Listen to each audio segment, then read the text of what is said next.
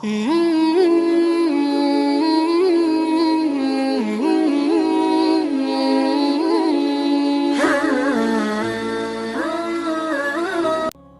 ونصلي ونسلم على رسوله الكريم أما بعد فأعوذ بالله من الشيطان الرجيم بسم الله الرحمن الرحيم عن جابر بن عبد الله رضي الله عنه أن رسول الله صلى الله عليه وآله وسلم قال أعطيت أمتي في شهر رمضان 5 لم يعطهن نبي قبلي أما واحدة فإنه إذا كان أول ليلة من شهر رمضان نظر الله عز وجل إليهم ومن نظر الله إليه لم يعذبه أبدا وأما الثانية فإن خلوف أفواههم حين يمسون أطيب عند الله من ريح المسك إلى آخره. دبل روایت دا حضرت جابر ابن عبداللہ رضی اللہ عنہ نا پدې کې نبی علیہ الصلوۃ والسلام د خپل امت یعنی د امت محمدی صلی الله علیه و آله وسلم د روزدارو خصوصي 15 انعامات ذکر کړي چې د نبی علیہ الصلوۃ والسلام په امت کې یو سړی د رمضان مبارک روزي نسی الله تعالی خصوصي 15 انعامات ورکړي او یو انعام دا ډېر لوی اعلی نعمت ته نه 15 نعمتونه رسول الله صلی الله علیه وسلم فرمای چې دا 15 نعمتونه زما د امت نه مخکې د بل پیغمبر امتی له الله تعالی نه دي ورکړي. وس دا 15 نعمتونه کم دي نو تفصیل نبی علیه الصلاۃ والسلام په دې روایت کې چې کم دی نو فرمای عن جابر بن عبد الله رضی الله عنه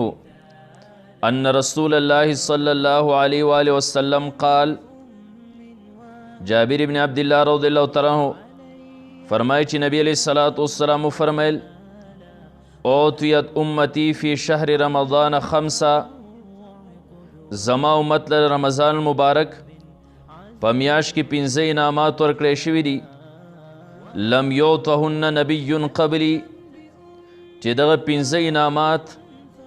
زمانه مخکې بل نبی له نه دي ورکړی شوي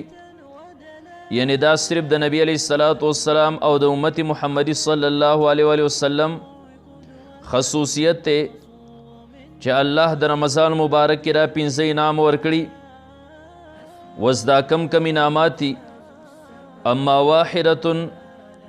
هر چې اول نعمت ته فإنه اذا كان اول ليلة من شهر رمضان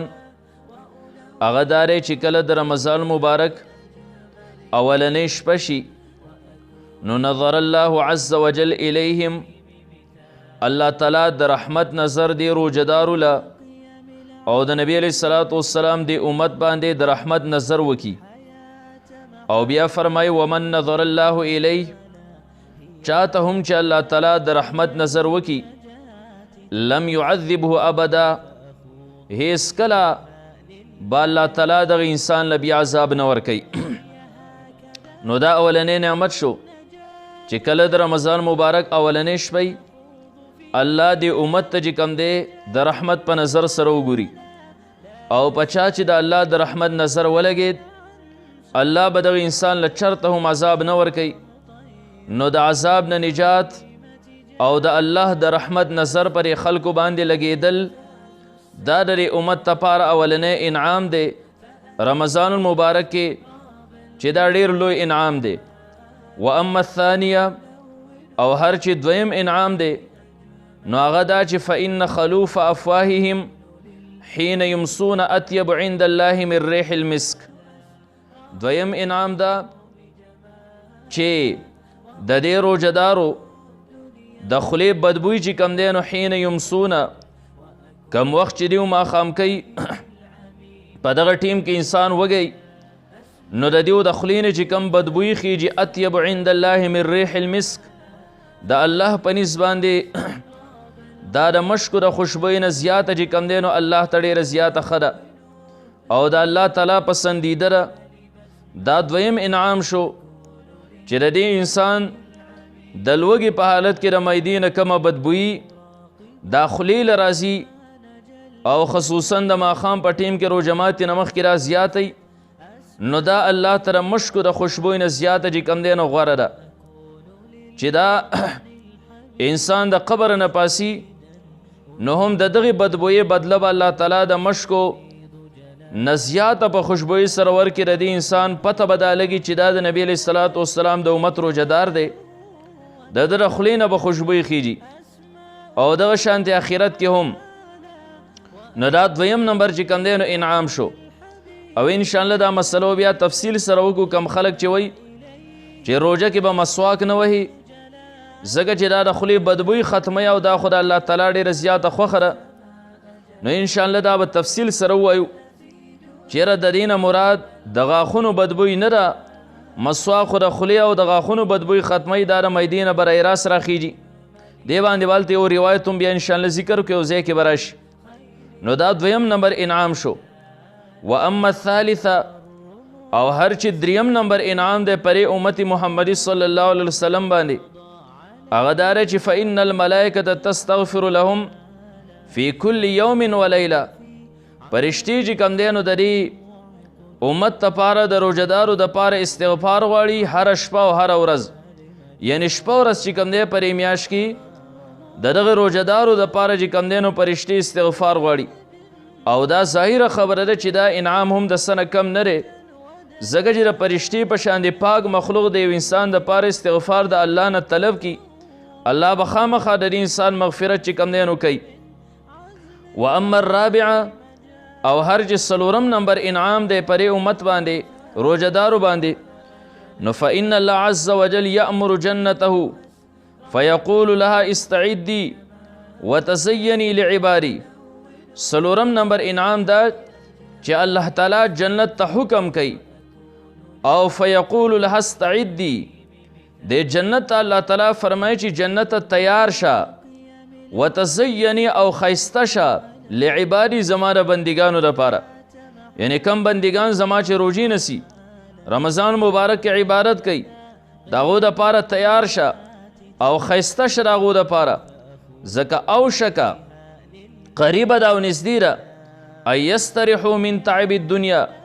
الی داری و کرامتی قریبه ده چې دیو به د دنیا د مشقت او د ستړیوالي نه زما د عزت دې کور ته چې کوم دی نو راحت بیا مومي نو ته تیار اوسه او ته چې کوم دی نو مزین شه ښایسته شه دا څلورم نمبر انعام دی د امت محمدي صلی الله علیه وسلم دپاره په رمضان مبارک کې و اما الخامسه او هر چې پنځم نمبر انعام دی فإنه اذا كان آخر لیلة هغه دا دی چې کله د رمضان مبارک آخرنۍ شپه شي غفر الله لهم جمیعا الله تعالی دې ټول امت ته چې کوم دی نو مغفرت وکړي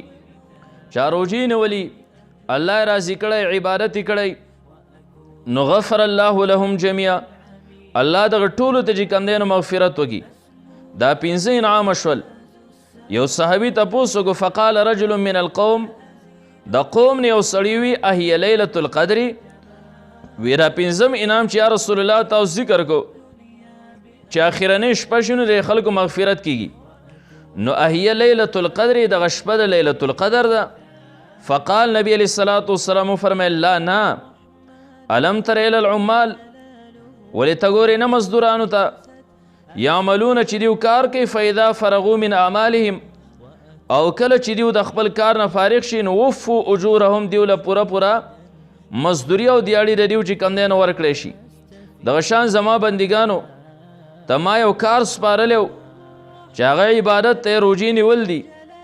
دیو ثابته میاشت چې کم دی نو خپل کار وکړه سر ته ورسو نو په آخرنۍ شپه باندې دیو له چې کم دی د دیو مزدوری میلاویږي اجر میلاویږي چې هغه مغفرت دی نو دا پنځه انعامه د امت محمدي صلی الله علیه وسلم دپاره د دې امت خصوصیت دی او دا د نبی علیه الصلاة والسلام خصوصیت دی